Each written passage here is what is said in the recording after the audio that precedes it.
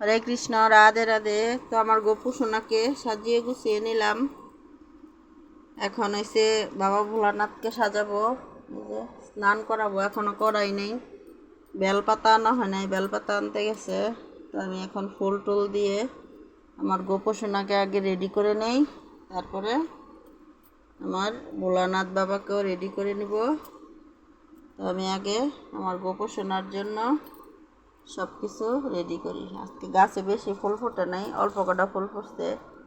আর গাছটাও কাটা হয়ে গেছে, সামাসিবল বসাতে হবে, তার জন্য গাছটা অর্ধেকটা কেটে ফেলছি। গাছটার জন্য আজকে আমার অনেক খারাপ লাগতেছে, কিছু করার নাই। এখন কি করা যাবে? এই তো আমার গোপু সোনাকে আমি এখন যা ফুল আছে তা দিয়েই সাজিয়ে নিলাম।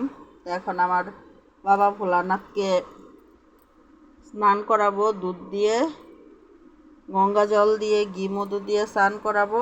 এই যে এখানে রাখলাম, স্নান করে তারপর পূজা দেবো। হরে কৃষ্ণ, রাধে রাধে।